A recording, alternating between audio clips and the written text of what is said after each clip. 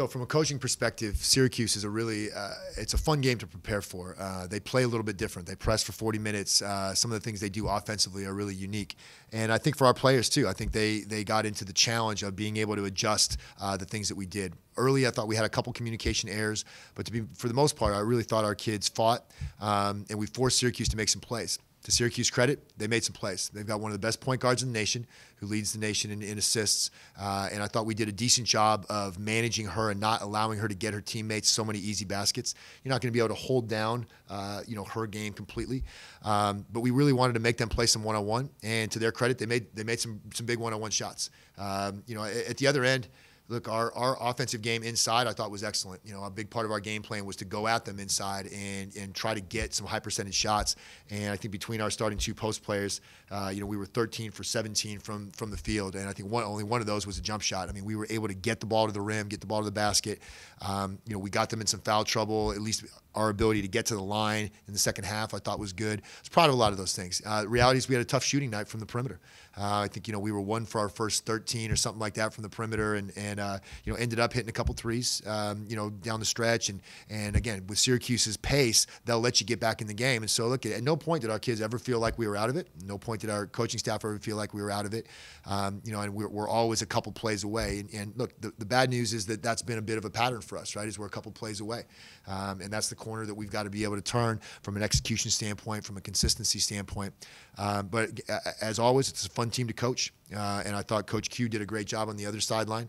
I thought the fans got treated to some good basketball tonight. I just wish more of that good basketball was played by us. But again, it was quite a competitive night. And like I said, I'm proud of our kids. Coach, you mentioned going inside on offense. How do you take that part of this game and build on that as you go forward? Yeah, look, we're a balanced team. We don't have superstars, right? So it's not that, hey, we can count on one kid getting us 35 points or 20 a night or any of those kinds of things. We need balance. There's been nights where our inside game has been rough, and we've shot the ball well from the perimeter. We are a young team that's in that stage of trying to get consistency all the way across the board. And look, I thought our shot selection was good. Sometimes you say, we look at a bad shooting night, and you go, well, it's because you're not taking the right shots. You're not ready. We've done so much work, and our young kids are really starting to understand where that ball movement is, how that off ball positioning looks. And I thought we were ready to shoot. We didn't knock them down tonight. Now I'll know a little bit more off the film. There's still some opportunities where we missed some open players, but again, those are some growing pains on the offensive side as well. Can you talk a little bit about Emma's overall game? I think it was 13 points in the first half.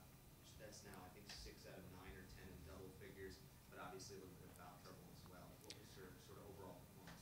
Yeah, Emma's really, remember, here's a kid who had mononucleosis and was out for 5 weeks, including going home and having to lay in bed and just barely eat. She had strep throat on top of it and then came back and then missed games because of a concussion.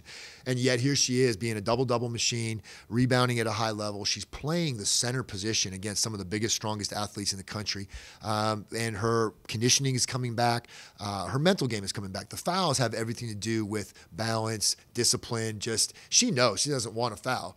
But that's been a bit of a pattern. And what I was proud of her tonight was being able to come back in the game and play a little bit smarter. And so we're working with her on, how do you play smart, not soft? How do you still play tough, not too aggressive where you foul, right? And again, that's the product of youth, but that's the fun stuff. Honestly, I love that stuff as a coach.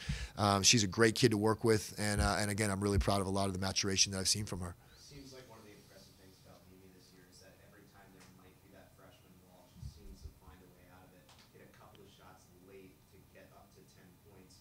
How do you think that becomes important for her confidence as you keep going? Yeah, well, look, most people look at it where and look, Milan is our best shooter. Right? We need her to make shots. So at no point do I want to minimize how important Mimi's shooting is, right? But I think the mistake a lot of young players, and again, whether it's listening to the media or fans or things like that, it's all about their points, right? What Milan's learning to be is a complete player.